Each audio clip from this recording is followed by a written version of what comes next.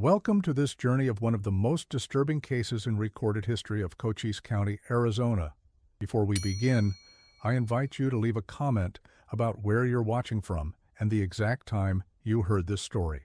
We're interested in knowing where and at what times of day or night these documented accounts arrive.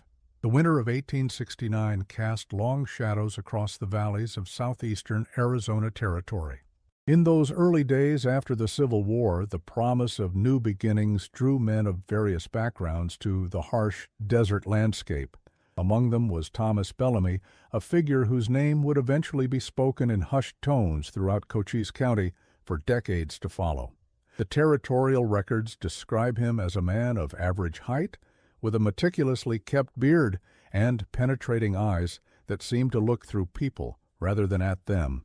These same records indicate he arrived in Arizona Territory in early 1868, purchasing land approximately 7 miles northeast of what would later become Tombstone, in a small fertile valley nestled between the Dragoon Mountains and the Sulphur Springs Valley. What made Bellamy's arrival notable was not his demeanor, which witnesses described as reserved but not unfriendly, but rather the unusual circumstances surrounding his purchase of land. According to the deed of sale preserved in the Cochise County archives until their partial destruction in the fire of 1901, Bellamy paid for his 160-acre parcel entirely in gold coins of Spanish origin. The seller, a man named Frederick Holcomb, who had attempted unsuccessfully to establish a cattle operation on the property, later commented to neighbors that Bellamy seemed unusually interested in the soil quality rather than the access to water that most settlers prioritized. The gold coins themselves became a subject of speculation among local residents. Their Spanish origin suggested they might have been part of a cache dating back to the early colonial period, perhaps unearthed somewhere in the territories to the east. When questioned about the source of his wealth, Bellamy reportedly offered vague explanations about fortunate investments and opportunities seized during the chaos of war. This reticence regarding his financial situation, while not unusual on the frontier, where many men preferred to keep their business private, later contributed to the aura of mystery surrounding his activities. Bellamy claimed to have farming experience from his previous life in Missouri, though subsequent investigations found no records of a Thomas Bellamy matching his description in that state during the period he claimed to have resided there. This discrepancy, while noted by territorial investigators in 1870, was not considered unusual in a frontier where many men reinvented themselves, leaving troubled pasts behind as they moved westward. What was unusual, however, was Bellamy's apparent expertise in agricultural techniques that seemed out of place for a conventional farmer. The Bellamy homestead itself was unremarkable by frontier standards.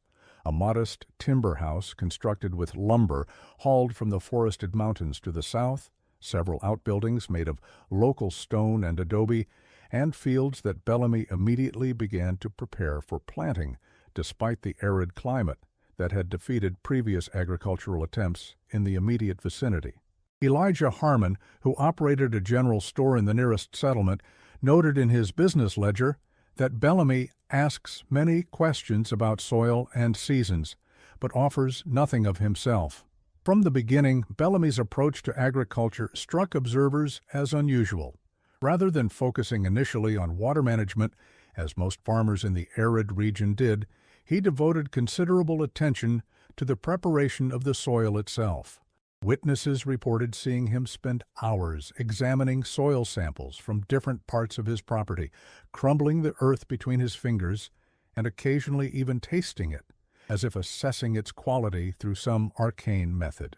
He requested unusual supplies from merchants in the nearest settlement, chemicals typically used in tanning and preservation rather than farming, specialized tools more appropriate for surgical procedures than agriculture, and books on subjects ranging from human anatomy to advanced chemistry. During the spring of 1868, Bellamy constructed a system of narrow channels throughout his property, running in patterns that seemed to follow no conventional agricultural logic.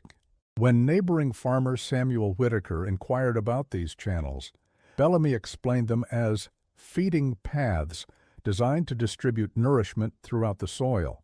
Whitaker noted in his journal that these channels originated from several points around the property rather than from the small creek that ran along its eastern boundary, as would have been expected for irrigation purposes. Most curious was Bellamy's insistence on working alone.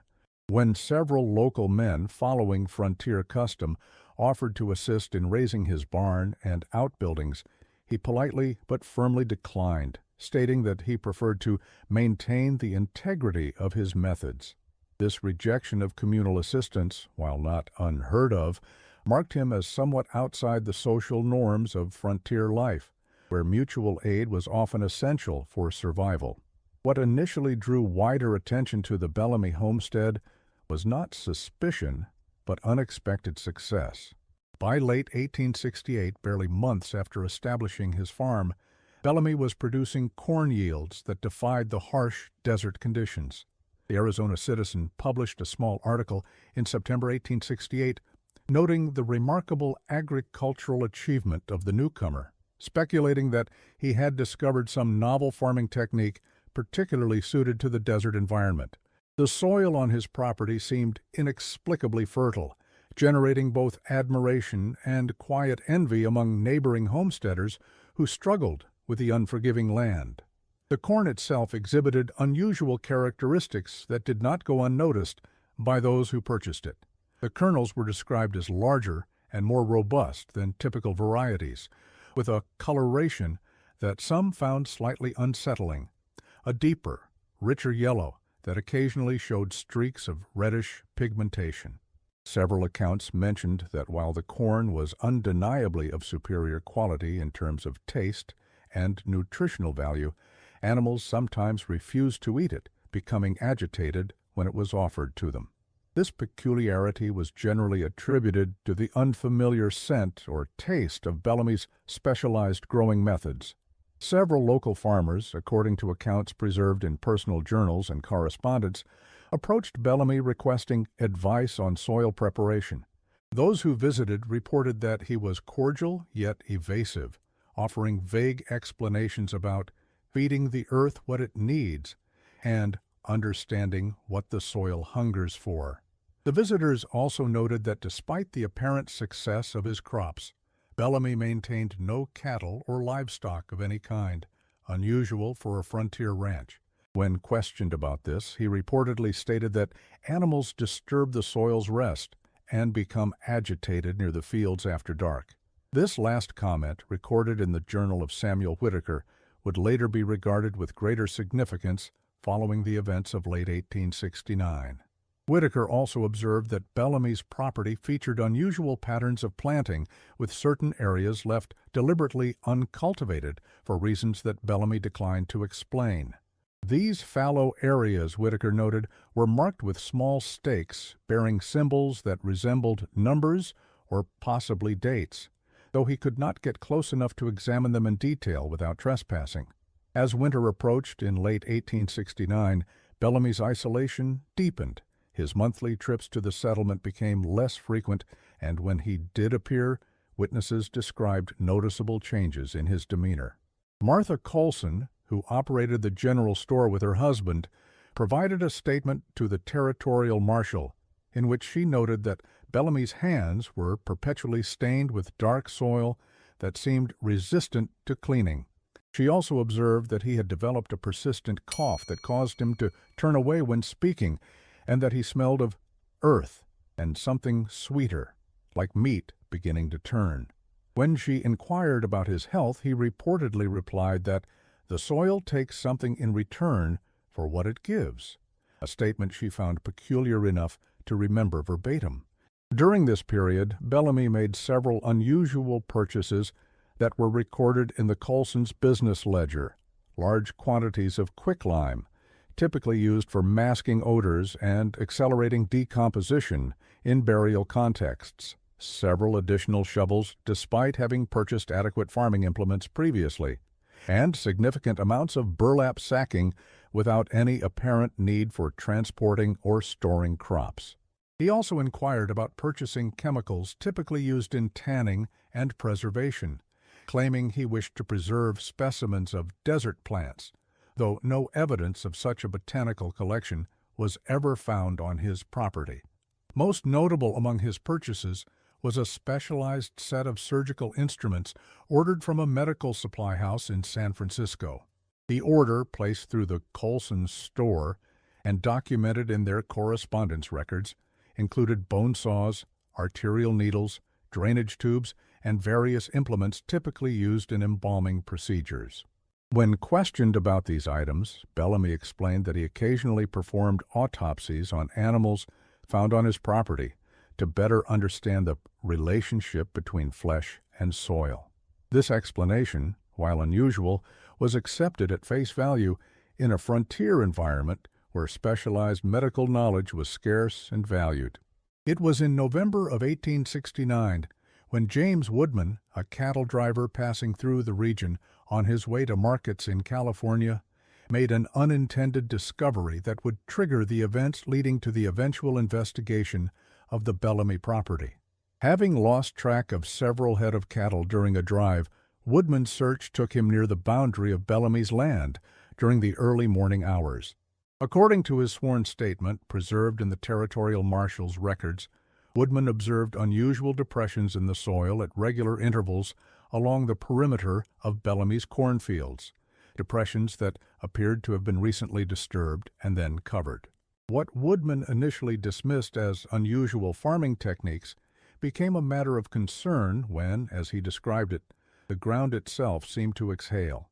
The cattle driver reported observing what appeared to be vapor rising from several of these depressions, despite the cool morning air.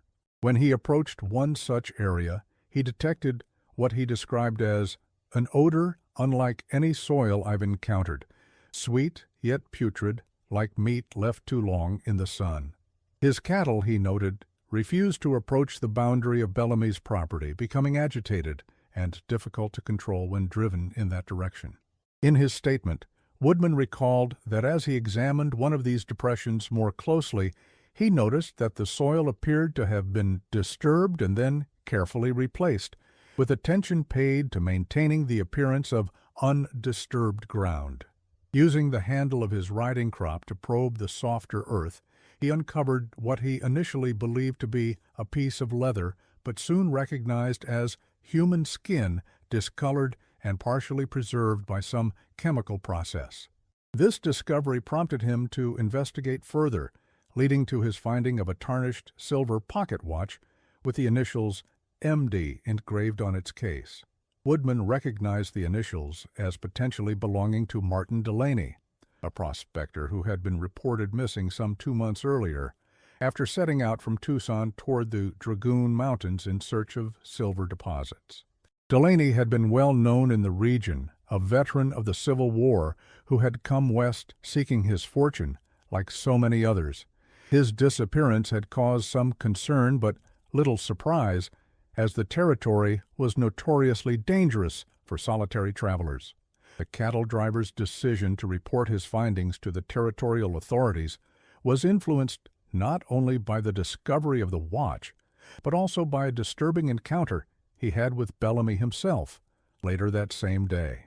According to Woodman's statement, he approached the Bellamy homestead directly to inquire about the watch and whether Bellamy had encountered Delaney. He found Bellamy working in his fields, digging what appeared to be another of the mysterious depressions. Upon seeing Woodman, Bellamy reportedly became hostile, demanding to know what business the cattle driver had on his property.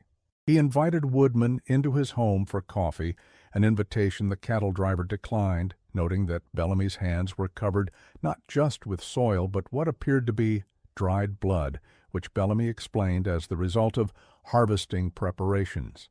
Before departing, Woodman observed what he described as a disturbing array of personal effects, visible through the open door of Bellamy's barn: items of clothing, another pocket watch different from the one he had found, and what appeared to be boots of various sizes arranged in an orderly row. When Woodman mentioned finding the watch near the property boundary and inquired about Delaney, Bellamy's demeanor reportedly shifted from anger to an unsettling calm. When he inquired about these items, Bellamy explained that he collected what the desert discarded from those who didn't survive the journey through the territory. This explanation, while plausible in a region where travelers frequently succumbed to the harsh conditions, struck Woodman as incongruous with the apparently new condition of many of the items. Most disturbing to Woodman was a brief glimpse he caught of the interior of a small shed behind Bellamy's barn. Through a partially open door, he observed what appeared to be glass jars containing various specimens preserved in liquid, arranged on shelves with meticulous care. He could not discern the exact nature of these specimens from his vantage point, but their presence, combined with the surgical instruments he noticed on a nearby table, reinforced his growing suspicion that Bellamy's agricultural activities might encompass more than conventional farming. By December of 1869, rumors about Bellamy's farm had begun to circulate through the small communities of the region. These whispers coincided with reports of travelers gone missing along the routes passing near his property. At least 3 men, whose planned journeys should have taken them within miles of the Bellamy homestead, had failed to reach their destinations. While disappearances were not uncommon in the dangerous territory, the concentration of missing persons in the vicinity of a single property raised concerns among local officials. Among the missing was Jacob Williams, a land surveyor working for the territorial government who had been mapping the region southeast of the Dragoon Mountains. His last known location, recorded in the field notes later recovered from his abandoned camp, placed him approximately 5 miles from the Bellamy property.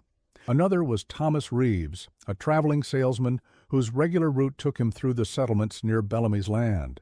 His wagon was found abandoned on a trail less than 3 miles from the homestead, with no sign of struggle, but with his personal belongings and merchandise still intact, suggesting that robbery had not been the motive for his disappearance.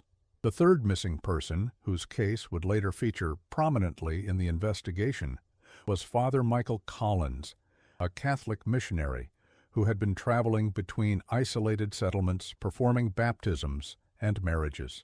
According to the last entry in his journal, found in the saddlebags of his horse which returned riderless to a ranch near present-day Benson, he had intended to visit the solitary farmer on the eastern edge of the valley, after hearing reports of his remarkable agricultural success.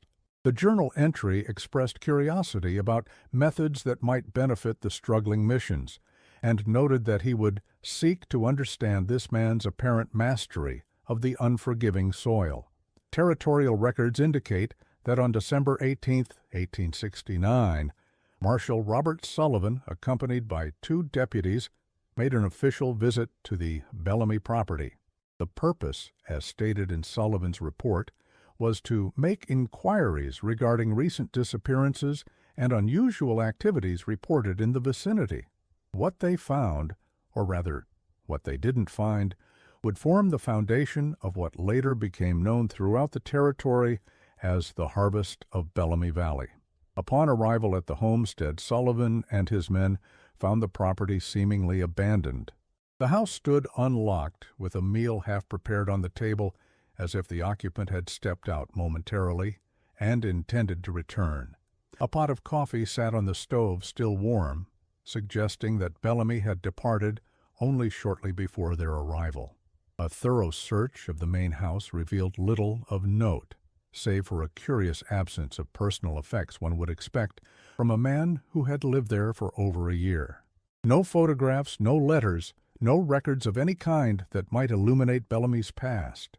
Sullivan noted in his report that the house, while modest, contained furniture of unexpected quality for a frontier homestead, including a writing desk made of mahogany that appeared to be of Eastern manufacture. The desk contained several sheets of high-quality paper and a fountain pen, suggesting that Bellamy maintained correspondence of some kind, yet no letters were found. The absence of such personal effects struck Sullivan as deliberate rather than incidental. In a small room at the rear of the house, Sullivan discovered what appeared to be a laboratory of sorts. The room contained various chemical compounds in labeled bottles, several notebooks filled with chemical formulas and anatomical diagrams, and a collection of scientific instruments that seemed more appropriate to a university setting than a frontier farm. Most notable among these was a high-quality microscope of German manufacture, along with dozens of glass slides containing what appeared to be tissue samples of various types. The notebooks, excerpts of which were transcribed in Sullivan's report, contained detailed observations on the decomposition rates of various organic materials under different soil conditions. These notes were written in a precise, clinical style that suggested significant scientific training, with references to chemical processes and biological principles that Sullivan admitted were beyond his comprehension. He noted that he intended to forward the notebooks to scientific authorities in California for analysis, though no record exists of their ever having been received. It was in the barn, however, that Sullivan's investigation took a disturbing turn. As documented in his official report, the structure contained no farming implements one would expect on a working ranch. Instead, the deputies discovered an unusual collection of items: several spades and shovels with worn edges, a large quantity of burlap sacks stained with dark soil and what appeared to be other substances, and, most notably, a ledger bound in worn leather that was found hidden beneath a loose floorboard rather than stored openly. This ledger, later partially transcribed in Sullivan's report before its disappearance from evidence in 1872, contained what appeared to be a record of plantings and harvests. However, rather than the expected notations of crops and yields, the entries consisted of names, dates, and cryptic annotations regarding quality, depth, and contribution. One page reproduced in Sullivan's handwritten report read M. Delaney, Oct. 7, excellent quality, depth 6.5. Significant contribution to Northfield. Corn showing remarkable vigor within 14 days. Another entry, dated earlier in August 1869, read J. Wilson, Aug. 23, fair quality. Excessive consumption of spirits may have tainted contribution. Depth 7. Moderate impact on central field, considering different preparation method for future specimens. The most recent entry, dated only 3 days before Sullivan's visit, contained a notation that chilled the marshal. Father M. Collins, Deck 15, exceptional quality. Abstinence and spiritual devotion appear to enhance nutritional value. Depth 7.5. Position to nourish spring planting. Expect extraordinary yield. The final pages of the ledger contained calculations and what appeared to be a crude map of the property with numbered locations throughout the cornfields. These numbers corresponded to entries in the ledger, suggesting a systematic approach to what Sullivan increasingly suspected was not agricultural record-keeping, but something far more sinister. The barn also contained a small room that had been converted into what Sullivan described as a preparation area, reminiscent of an undertaker's establishment. This room featured a large stone table with drainage channels leading to collection vessels, various surgical instruments arranged with meticulous precision, and a cabinet containing chemicals commonly used in preservation and embalming. The stone table bore stains consistent with blood and other bodily fluids, and the drainage vessels contained a dark liquid that Sullivan declined to examine closely, but described as having a powerful odor of decomposition masked by chemical preservatives. As Sullivan extended his search to the fields themselves, the true nature of Bellamy's agricultural methods began to emerge. The corn had been harvested for the season, leaving only dry stalks, but beneath them the soil told a different story. In various locations corresponding to the map in the ledger, Sullivan's men discovered disturbed earth. Excavation of one such site, as described in the report, revealed a cavity approximately 6 feet in length, 3 feet in width, and 6 feet in depth, containing decomposed organic matter and what appeared to be fragments of cloth similar to that of a man's shirt. More disturbing was the discovery that this cavity was oriented vertically rather than horizontally, with what appeared to be human remains positioned head downward. Sullivan's report notes that the body had been processed in a manner suggesting knowledge of preservation techniques, with evidence of arterial drainage and the application of chemicals similar to those used in rudimentary embalming. The soil surrounding the remains showed signs of having been mixed with some substance that had accelerated decomposition of certain tissues while preserving others. Most horrifying to Sullivan and his deputies was the relationship between the human remains and the plants that had grown above them. The root system of the corn that had been harvested from this location showed evidence of having grown directly through the remains, with rootlets penetrating the decomposing tissue in a manner that suggested deliberate placement to maximize nutrient extraction. Sullivan noted that the corn stalks that had grown from this particular location were noticeably more robust than those in surrounding areas, with thicker stems and evidence of having produced larger ears. Further excavations were halted as darkness fell, with Sullivan noting in his report that they would return the following day with additional men. However, when they did return, they found the property transformed. During the night, a fire of unknown origin had swept through the fields, burning away all the remaining corn stalks and, as Sullivan noted, baking the earth to a hardness that resisted our shovels. The main house, curiously, remained untouched by the flames. The fire had been intense but controlled, focused specifically on the areas marked in Bellamy's ledger as containing plantings. The precision with which it had been directed suggested deliberate action rather than accidental ignition or natural causes.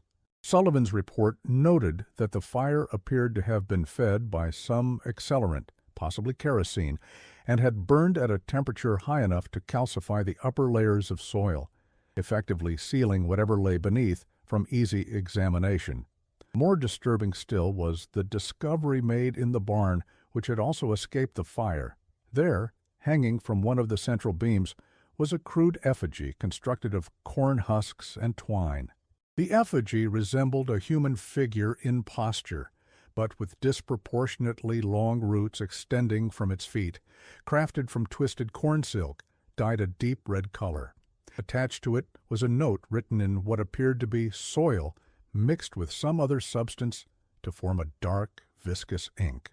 The message, transcribed in Sullivan's report, read simply, "The earth has been fed.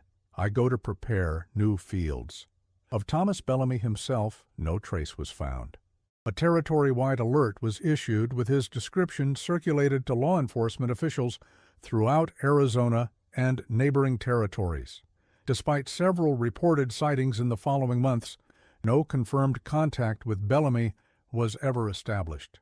One report from a stage station in southern New Mexico described a man matching Bellamy's appearance inquiring about land available for purchase, with specific questions about soil composition and isolation from neighbors. Another, from a mining camp near the Mexican border, mentioned a stranger who spoke knowledgeably about agricultural chemistry and had offered to help enrich the soil around the camp in exchange for supplies. In January of 1870, a more thorough investigation of the property was conducted by territorial officials. Using specialized equipment brought in from California, investigators were able to penetrate the fire-hardened soil. What they discovered has been a subject of dispute and controversy in historical records. The official report, filed by investigator Edward Blackwood, indicates that at least 7 distinct burial sites were identified, though the fire had rendered traditional forensic examination almost impossible. From what could be determined, the bodies appeared to have been buried in a specific manner, positioned vertically rather than horizontally, with the heads pointed downward. More disturbing was Blackwood's observation that the placement of the remains suggests a deliberate attempt to position them in such a way that the root systems of the crops planted directly above would interact with the decomposing remains. The positioning of the bodies followed a pattern that suggested careful planning and a systematic approach to what Blackwood termed nutrient extraction. The remains had been placed at varying depths, with apparent consideration for soil type and drainage patterns, suggesting that Bellamy had been experimenting with different methods to maximize the agricultural benefit of his grisly fertilizer. Some of the remains showed evidence of having been treated with different chemical compounds before burial, presumably to control decomposition rates and nutrient release. Most disturbing was the discovery of a complex system of narrow channels connecting the burial sites, apparently designed to distribute fluids from the decomposing remains throughout the surrounding soil. These channels, lined with a clay-like substance to prevent absorption, created what Blackwood described as a circulatory system within the earth itself, allowing the products of decomposition to nourish a much wider area than would have occurred naturally. Analysis of soil samples taken from the property, conducted at the University of California and preserved in their archives until their loss in the San Francisco earthquake of 1906, reportedly showed abnormally high concentrations of organic compounds typically associated with decomposition, along with mineral content that would indeed prove exceptionally beneficial to certain types of crops, particularly corn. The report noted that the systematic application of human remains as agricultural fertilizer, while morally reprehensible, appears to have produced objectively remarkable results in terms of crop yield. The investigation extended to tracking the movements and history of Thomas Bellamy, which proved exceptionally difficult. No records of a Thomas Bellamy matching his description could be found in Missouri, where he claimed to have originated. However, descriptions similar to Bellamy appeared in records from Iowa, Kansas, and Nebraska between 1865 and 1868, always in connection with short-term agricultural endeavors that ended with the individual's abrupt departure. Of particular interest was an 1866 newspaper account from a small Kansas township describing a farmer by the name of Theodore Blackwood, who had achieved remarkable corn yields for a single season before disappearing amid rumors of missing travelers. The physical description matched Bellamy's, as did the pattern of behavior. Local records indicated that following Blackwood's departure, residents had discovered unusual depressions in his fields, though no formal investigation was ever conducted. Similarly, reports from a settlement in Nebraska mentioned a farmer known as Thomas Brigham, who had arrived in 1867, established a successful corn crop within a single season, and departed suddenly in early 1868 after several travelers in the region had gone missing. The timeline aligned perfectly with Bellamy's arrival in Arizona territory, suggesting a pattern of movement from one isolated location to another, always staying just ahead of suspicion or investigation. In March of 1870, the investigation took another turn when a Pima Indian scout reported finding an abandoned camp in the Dragoon Mountains, approximately 15 miles from the Bellamy property. Among the items discovered was a journal, partially burned but with several pages still legible. The handwriting matched samples taken from Bellamy's ledger, and the content suggested a man with a disturbing philosophy regarding agriculture and human remains. One particularly chilling entry, dated October 1869, read, "The corn grows tallest where the traveler rests. Their journeys feed my harvest, their destinies fulfilled in golden crops. What better purpose for the wanderer than to finally take root? The earth accepts them, transforms them, and returns their essence multiplied. I am merely the harvester of this natural cycle." Another passage described what appeared to be Bellamy's methodology. Vertical placement is essential. The fluids must flow downward through the column, creating a channel of nourishment. The head contains the most valuable elements and must be positioned where the primary root system will develop. Drainage must be established prior to placement to prevent pooling and ensure proper distribution throughout the surrounding soil. The journal also contained references to earlier plantings in other territories, with notations regarding the quality of yield from different seeds. The language alternated between pragmatic agricultural terminology and disturbing metaphorical references that left little doubt as to the author's activities and beliefs. One entry speculated on the ideal characteristics of contributory specimens, noting that those of robust health but limited intellectual capacity provide the most balanced contribution, while the learned tend to produce crops of unusual appearance but limited practical value. Most disturbing were Bellamy's apparent experiments with different preparation techniques.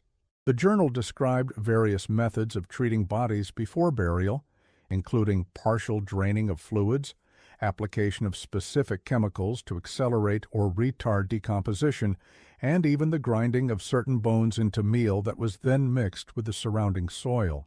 These techniques were evaluated based on their effects on subsequent crop yields, with clinical detachment from the humanity of his victims.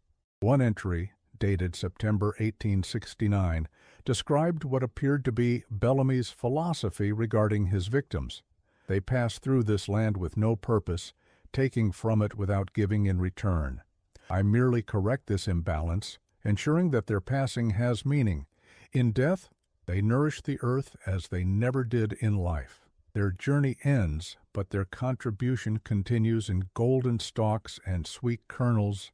Is this not a form of immortality more tangible than any offered by church or state?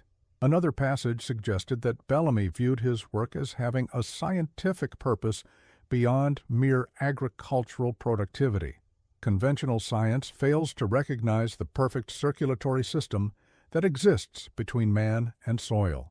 They speak of crop rotation, of allowing fields to lie fallow, but they do not understand the true nourishment the earth requires. My methods produce yields that defy explanation through conventional means. In time, when food becomes scarce and land precious, my techniques will be understood as visionary rather than abhorrent. By summer of 1870, the case had drawn attention from newspapers as far away as San Francisco and St. Louis. The Arizona Citizen published a series of articles on what they termed the harvester of Cochise, although many details were omitted or softened for public consumption. These articles brought unwanted attention to the region, with curiosity seekers traveling to view the now infamous Bellamy property. One such visitor, journalist William Harrison of the San Francisco Chronicle, published a detailed account of his visit to the Bellamy property in July 1870. He described the atmosphere of the abandoned homestead as oppressive beyond explanation, noting that even months after the events described by local authorities, the land itself seems to retain a memory of what transpired there. Harrison reported that vegetation on the property exhibited unusual characteristics, with plants growing in patterns that seemed to outline human forms when viewed from higher ground.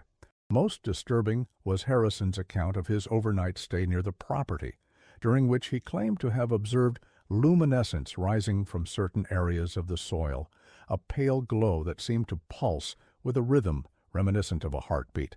While such observations might be dismissed as journalistic embellishment, similar phenomena were reported by other visitors, including members of a scientific expedition from the University of California, who camped on the property in August 1870 as part of their soil analysis work. In response to the increasing notoriety of the site, territorial officials ordered the remaining structures on the property burned to the ground in July 1870, and the land was declared unsuitable for habitation or agriculture. A declaration was filed with the land office, ensuring that the property would remain undeveloped. Despite these measures, local residents reported that plants growing wild on the former Bellamy land exhibited unusual vigor and unnatural coloration for several years afterward.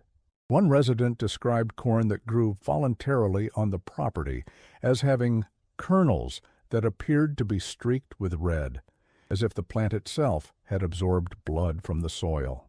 The final official action regarding the case came in December of 1872, when the territorial governor's office declared the investigation closed, citing the presumed death of Thomas Bellamy. This conclusion was based on the discovery earlier that year of remains in a mining camp near the Mexican border that matched Bellamy's general description, along with personal effects similar to those reported missing from his homestead. The cause of death was recorded as violence at the hands of persons unknown, suggesting that someone connected to one of Bellamy's victims may have enacted frontier justice. However, positive identification was never conclusively established, and some officials involved in the case expressed private doubts about whether the remains were truly those of Bellamy. Marshall Sullivan, in personal correspondence preserved in the Arizona Historical Society archives, noted that the condition of the remains suggests deliberate mutilation post-mortem, possibly to obscure identity. I remain unconvinced that we have truly seen the last of the man who called himself Thomas Bellamy. What followed was decades of silence regarding the Bellamy case. References to the events gradually disappeared from official records, and by the time Arizona achieved statehood in 1912, the case had been largely forgotten except in local folklore. Occasional mentions appeared in regional histories, usually relegated to footnotes or brief paragraphs describing it as an example of frontier justice and the dangers faced by isolated settlers. Yet the legacy of Bellamy's activities continued to manifest in unexpected ways. In 1897, a farmer named George Harrington, who had established a homestead approximately 3 miles from the former Bellamy property, reported discovering an unusual manuscript hidden in the wall of an abandoned line shack on his land. The manuscript, written in what was later confirmed to be Bellamy's handwriting, contained detailed instructions for what he termed vertical cultivation using organic repositories. This document, which Harrington turned over to local authorities, who subsequently forwarded it to the territorial capital, contained disturbing diagrams illustrating Bellamy's methods in clinical detail. It also included a list of locations throughout the Western Territories where he claimed to have established fields, suggesting that his activities in Cochise County were merely one instance of a much broader pattern of killings and experimental agriculture. More disturbing still was a section of the manuscript that suggested Bellamy viewed his work as having a purpose beyond mere agricultural productivity.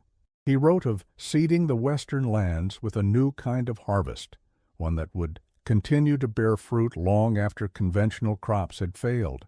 He described his victims not as murdered but as transformed and elevated through their contribution to his fields. The manuscript also contained passages suggesting that Bellamy did not work entirely alone. He made reference to like-minded cultivators with whom he had corresponded and exchanged techniques, though no names were provided. This raised the disturbing possibility that others might have adopted his methods in other isolated areas throughout the frontier, where the disappearance of travelers would raise little alarm and fertile soil was highly valued. One passage in particular suggested an organized effort rather than the actions of a solitary madman. Our network grows, albeit slowly. The initial resistance to new methodologies is to be expected, but those with vision recognize the validity of our approach. Correspondence from the Dakotas and Montana suggests successful implementation of the vertical technique with minor adaptations for colder climates. The future of American agriculture may well be written in the soil of these experimental fields. Harrington's discovery prompted a brief revival of interest in the Bellamy case, but with the passing of most witnesses and the loss of much physical evidence, little new information emerged. The manuscript itself was reportedly sent to the Smithsonian Institution for analysis, but was recorded as lost in transit, with no copies having been made. Harrington himself died under mysterious circumstances less than a year after his discovery, his body found at the bottom of a well on his property in what was ruled an accident, though local rumors suggested foul play. For decades thereafter, the Bellamy case remained largely forgotten outside of local oral traditions. However, several incidents suggested that the impact of his activities continued to manifest in the land he had cultivated. In 1915, a severe drought affected much of southeastern Arizona, causing widespread crop failures. Yet according to county agricultural records, a narrow strip of land that included the former Bellamy property remained inexplicably fertile, producing volunteer crops of corn and wheat without irrigation or cultivation. This anomaly attracted the attention of agricultural scientists from the newly established University of Arizona, who conducted a limited study of the soil composition in the area. Their findings, published in an obscure academic journal in 1917, noted that the soil contained organic compounds of unknown origin that appeared to retain moisture and nutrients at levels inconsistent with the surrounding desert environment. The study was abandoned when several members of the research team reportedly developed unusual skin conditions after prolonged contact with the soil. In 1932, during construction of a road that passed near the former Bellamy property, workers uncovered what appeared to be human remains buried in the unusual vertical position characteristic of Bellamy's methods. According to newspaper accounts, the remains were in a remarkable state of preservation despite the passage of time, with certain tissues appearing to have been preserved by a combination of chemical treatment and some unusual property of the surrounding soil. More disturbing was the report that the remains were found within a network of root systems that appeared to have grown through and around the body in patterns that local authorities described as unnatural and seemingly deliberate. The discovery prompted a brief investigation by county officials, but with the economic hardships of the Depression taking priority, the matter was quickly closed and the remains reburied in a local cemetery without further examination. The incident was reported in the tombstone epitaph under the headline, "Road Workers Uncover Grisly Remnant of Territorial Days," but received little attention beyond local circles. It wasn't until 1953 that interest in the case was briefly revived when construction workers breaking ground for a highway expansion near the former Bellamy property unearthed what appeared to be human remains buried in an unusual vertical position. The discovery prompted a limited archaeological investigation, but official reports were inconclusive, citing the poor condition of the remains and the extensive time that had passed. Unofficial accounts from workers involved in the excavation, however, told a different story. According to statements gathered by local historian Margaret Wheeler in 1955, the remains were found in a pattern consistent with Bellamy's documented methods, and the soil surrounding them exhibited unusual properties, including a distinct reddish coloration and what was described as an oily quality not typical of desert soil. Most notable was the workers' observation that plant life in the immediate vicinity of the remains was unusually robust, with root systems that appeared to have grown directly through and around the human bones. One worker, who requested anonymity in Wheeler's account, described finding what appeared to be a small glass vial near one of the burial sites, containing traces of a substance later identified as a compound used in early embalming practices. The vial bore no identifying marks, but was of a type consistent with chemical storage containers from the late 1860s. This discovery suggested that Bellamy's preparation methods had included not just positioning, but chemical treatment of the remains to achieve specific agricultural effects. Wheeler's research, compiled in an unpublished manuscript titled "The Harvester of Cochise: Separating Fact from Folklore," represented the first serious academic attempt to document the Bellamy case comprehensively. Her work included interviews with elderly residents whose parents or grandparents had known Bellamy or been involved in the investigation, as well as examination of surviving records and physical evidence. Among Wheeler's most significant findings was a correlation between Bellamy's documented presence in various Western territories and reports of missing travelers in those same regions. By cross-referencing newspaper accounts, territorial records, and local histories, she identified a pattern of disappearances that followed Bellamy's movements from Kansas to Nebraska to Arizona between 1865 and 1869. This pattern continued after his disappearance from Cochise County, with similar incidents reported in New Mexico, Colorado, and eventually California through the mid-1870s. Wheeler also uncovered evidence suggesting that Bellamy had received formal education in both medicine and chemistry, possibly in Europe.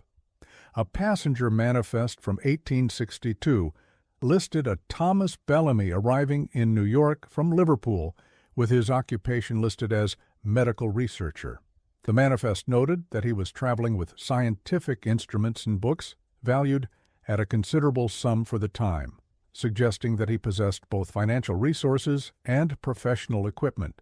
Most intriguing was Wheeler's discovery of a series of articles published in an obscure scientific journal between 1860 and 1861, authored by a Dr. Thomas Bellamy, describing experiments in agricultural enhancement through application of organic compounds. While the articles avoided explicitly mentioning human remains, their descriptions of techniques for preparing organic matter for agricultural use bore striking similarities to the methods later employed by Bellamy in Arizona. The journal ceased publication in 1862, coinciding with Bellamy's apparent departure from Europe. Wheeler's research was cut short by her death in 1957, and her manuscript remained unpublished, preserved only in the personal collection of her nephew, who made it available to subsequent researchers. Her work, however, provided a foundation for later investigations, including the more scholarly examination of the case attempted in 1967 by Professor Harold Jenkins of Arizona State University. Jenkins sought to compile all available documentation regarding the Bellamy incident as part of a broader study on territorial justice systems.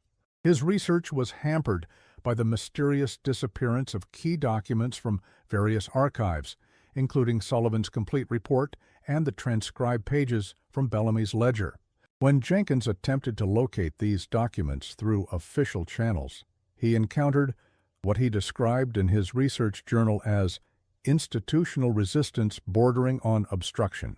The Arizona Historical Society, which should have maintained copies of the territorial marshal's records, claimed that no such documents existed in their archives.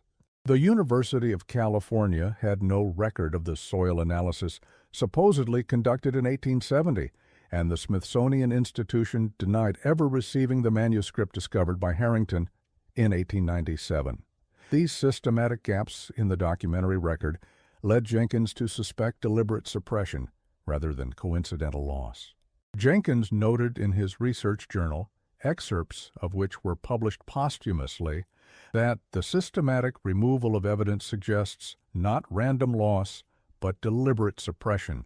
He questioned why, nearly a century after the events, someone would go to such lengths to obscure the details of the Bellamy case, speculating that perhaps the methods he pioneered did not die with him, and those who continue his work have reason to fear discovery.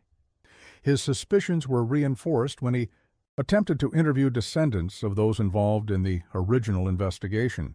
Several declined to speak with him, citing warnings from unspecified government representatives to avoid discussing the case.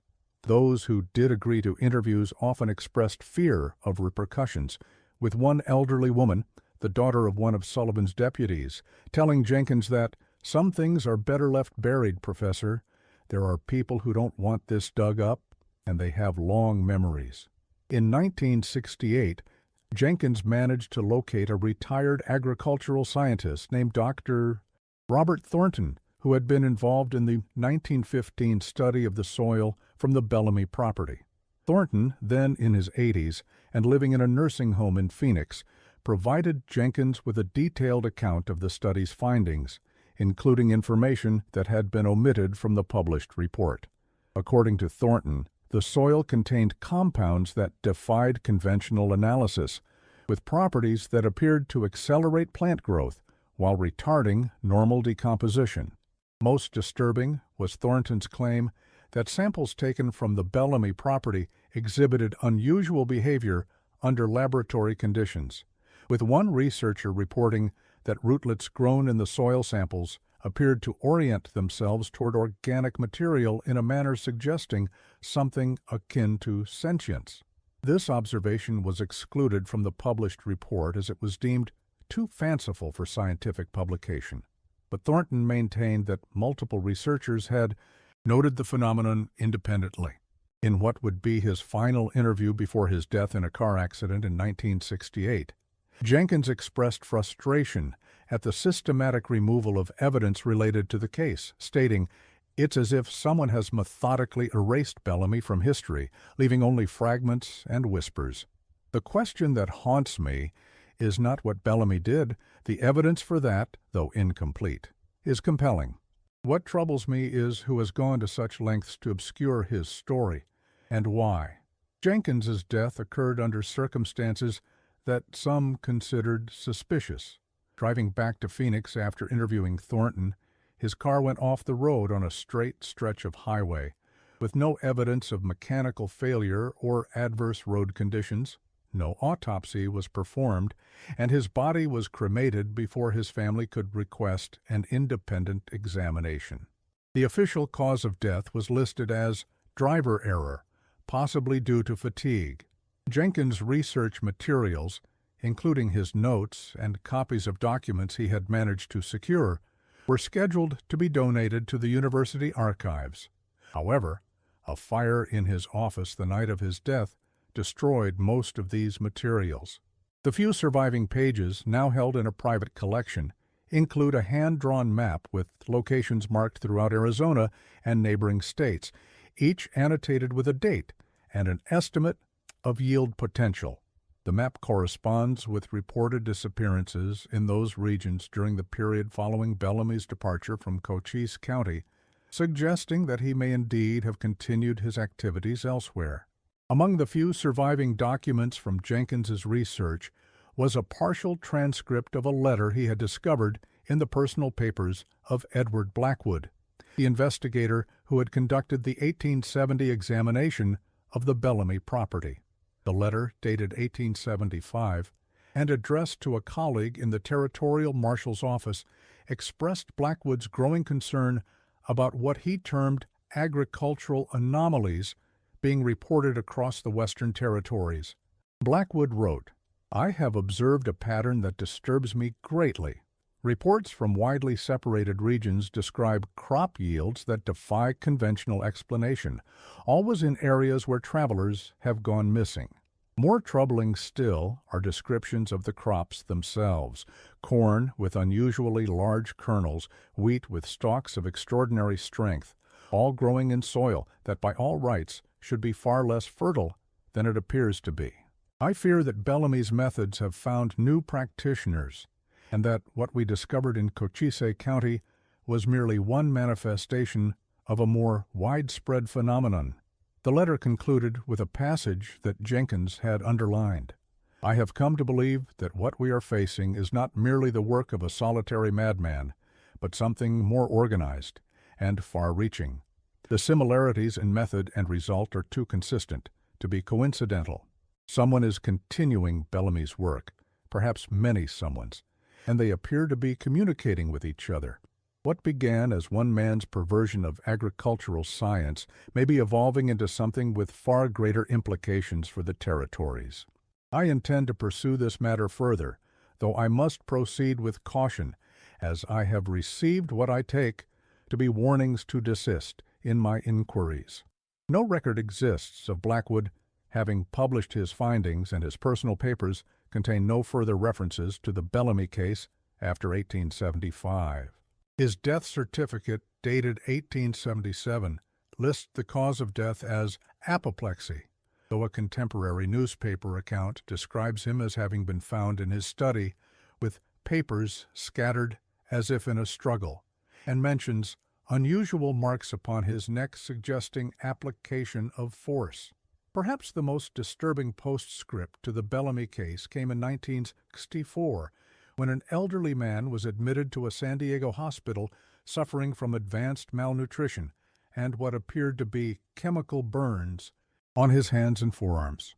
According to the attending physician's records, the man, who identified himself only as the harvester, made disturbing claims during his fevered state about having planted generations across the Western Territories. The man described in clinical detail a process of preparing bodies to maximize their agricultural benefit, speaking of human remains as though they were nothing more than an unusual type of fertilizer. He claimed that his methods had been refined over decades of experimentation, and that the results justified the investment. Most disturbing was his insistence that his work had created fields that remember, describing locations where the soil had been so thoroughly infused with human remains that it had developed what he termed a persistent hunger. Dr. James Moretti, the physician who treated the elderly man, recorded extensive notes on his patient's ramblings, recognizing their potential significance. In these notes, later donated to the San Diego Historical Society, Moretti documented the man's claim to have worked with Thomas Bellamy directly in the late 1860s, describing him as a visionary who understood the true relationship between death and growth. The patient claimed that Bellamy had recruited him and several others as apprentices who would carry on his work after he was forced to abandon his Arizona property. According to Moretti's notes, the man described a network of like-minded individuals who had continued Bellamy's practices across the western states, adapting his methods for different crops and soil conditions. He claimed that the network had operated continuously for decades, with new members recruited to replace those who died or were discovered. Most disturbing was his assertion that the network included individuals in positions of authority who helped suppress investigations and destroy evidence when necessary. The man died 3 days after admission, and subsequent attempts to identify him proved fruitless. A photograph taken during his hospital stay, preserved in the facility's records, shows an emaciated figure with a white beard and deeply set eyes. When this photograph was later compared with the description of Thomas Bellamy from 1869 territorial records, the attending physician noted that while a positive identification was impossible given the man's age and condition, the resemblance is striking enough to give one pause. If this man was indeed Bellamy, he would have been well over 100 years old at the time of his death, an implausible, though not impossible age. Some researchers have suggested that the hospital patient may have been a disciple rather than Bellamy himself, perhaps someone who had discovered his methods and continued his work. The man's reference to generations of plantings suggests a time span beyond the capacity of a single human lifespan. In 1958, a geological survey team working in the vicinity of the former Bellamy property reported unusual instrument readings that they could not explain through conventional means. Their magnetometers and soil sampling equipment produced results suggesting organic material at depths and in concentrations that seemed implausible for the desert environment. When they attempted to take core samples from these locations, their equipment repeatedly malfunctioned or broke. The team leader, Dr. Richard Garrison, noted in his report that something in the soil composition actively resists examination, almost as if the earth itself were rejecting our intrusion. More recently, in 1966, a graduate student in agricultural science from the University of Arizona attempted to conduct research on the persistent fertility of certain patches of land in Cochise County, including areas near the former Bellamy property. Her preliminary findings, which suggested that the soil contained organic compounds not typically found in nature, attracted attention from government officials who subsequently classified her research and prohibited its publication. The student, Lisa Martinez, later abandoned her academic career entirely, refusing to discuss her findings even decades later. In a brief interview conducted in 1968, shortly before her unexpected death in a house fire, Martinez made cryptic references to something alive in the soil, something that shouldn't be there.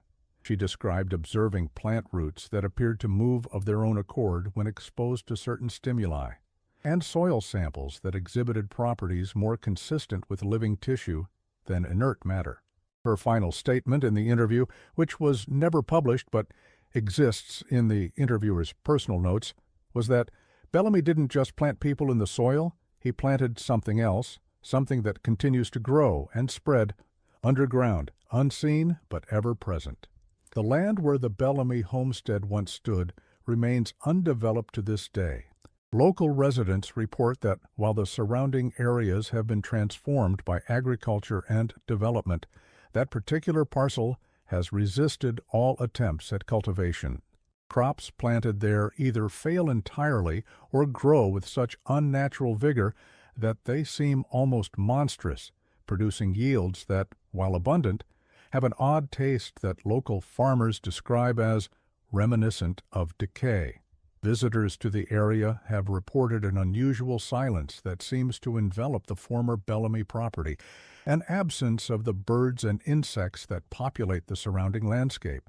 In 1965, during a particularly severe drought, the ground in several locations on the property reportedly cracked open, revealing what some witnesses described as glimpses of things that should have long since returned to dust.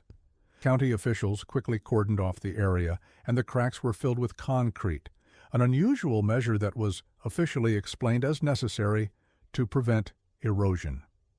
Unofficial accounts suggest that human remains were visible in these cracks, positioned in the vertical orientation characteristic of Bellamy's methods. One witness, a surveyor working with the county road department, later claimed in a private letter to his brother that he had observed something moving in the exposed soil, something that looked like roots but moved with purpose, reaching upward as if seeking contact with the air. The surveyor who requested that his brother burn the letter after reading it described feeling a profound sense of wrongness while on the property, as if the land itself was aware of our presence and resented it. The last official mention of the Bellamy case appears in a 1968 internal memorandum from the Arizona Historical Society, directing staff to refer any inquiries regarding the matter to the state attorney general's office. No reason was given for this protocol, and subsequent requests for information under various disclosure acts have been consistently denied on grounds that range from national security to the more mundane loss of records. What remains of the Bellamy story today exists primarily in the oral traditions of longtime Cochise County families, passed down through generations with warnings about disturbing the soil of certain places and the dangers of isolated strangers who take too keen an interest in the fertility of the desert land. Some claim to have observed, particularly in the early morning hours when dew still clings to the wild grasses, what appears to be vapor rising from the soil in certain locations, as if the earth itself were breathing. Some versions of the tale claim that Bellamy wasn't working alone, that his techniques were part of a larger philosophy shared by a scattered group of like-minded individuals throughout the Western Territories. These oral traditions often include references to fields that remember, describing locations where Bellamy's influence allegedly persists in the form of unusually fertile soil that produces crops with disturbing characteristics. One such account, recorded by folklorist Emily Carson in 1982, describes a field near the former Bellamy property where corn grown in the 1970s reportedly developed kernels arranged in patterns resembling human teeth. Another tells of a farmer who, digging an irrigation ditch across a corner of what might once have been Bellamy land, uncovered bones that moved of their own accord, trying to pull themselves back into the earth. Carson's collection of these oral histories, published under the title Harvests of Horror, Folk Beliefs in Cochise County, documents a consistent thread of agricultural animism in local folklore that she attributes directly to the Bellamy case.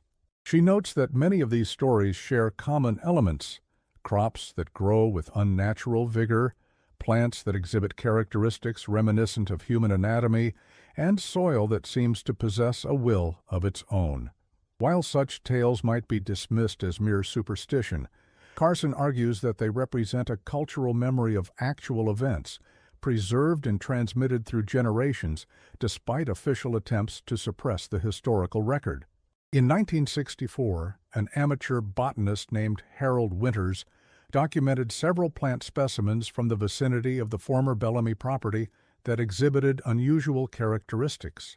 His notes, preserved in the University of Arizona Herbarium, describe corn plants with root systems that appeared to contain structures resembling human vertebrae, and wheat with unusually high protein content that, when analyzed, contained amino acid sequences not typically found in plant matter. Winter's specimens were later lost in what was described as a storage accident, and his research was never published. Whether Thomas Bellamy was a deranged individual acting on his own twisted beliefs or part of something larger and more organized may never be known with certainty.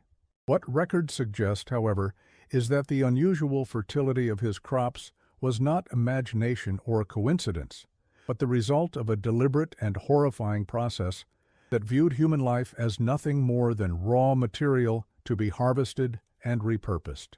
In the harsh landscape of the Arizona Territory, where life itself was a daily struggle against unforgiving elements, Bellamy found a way to transform death into abundance, a perverse alchemy that produced corn of remarkable yield at an unimaginable cost. And while the physical evidence of his work has largely been erased by time and deliberate action, the legacy of his harvest continues to cast long shadows across the valleys of Cochise County. For those who know where to look, the signs are still there.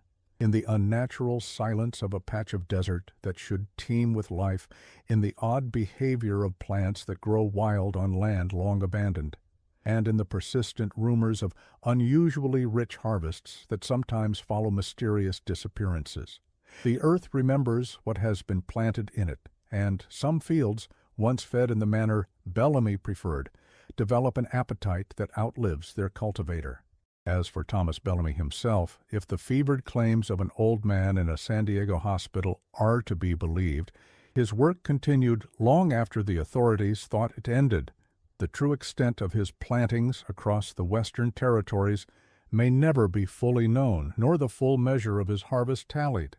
But in the whispered stories still told in the small towns of southeastern Arizona, the message remains clear. Some soil, once fed, develops tastes that cannot be satisfied by ordinary means.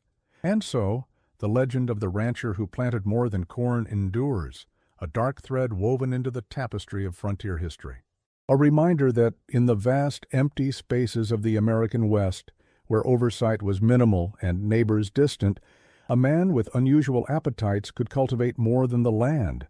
He could cultivate a legacy of horror that would continue to bear fruit long after he himself had returned to the soil. Those who travel the back roads of Cochise County today might notice, if they are observant, that certain stretches seem oddly fertile amid the desert landscape, places where the vegetation grows thick and lush without apparent reason.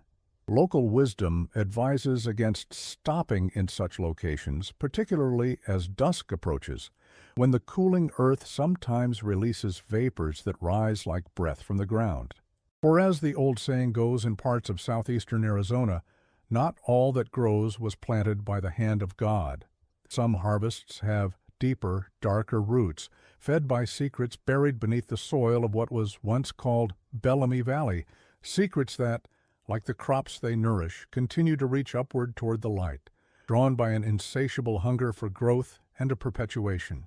And perhaps in fields across the western states, in places where travelers still occasionally vanish without explanation, the legacy of Thomas Bellamy continues to bear fruit, a harvest planted by human hands but fed by something that has transcended its human origins to become a persistent hunger in the earth itself, waiting for those who might wander too close to the fields where the corn grows tall and the ground sometimes seems to breathe in the quiet hours before dawn.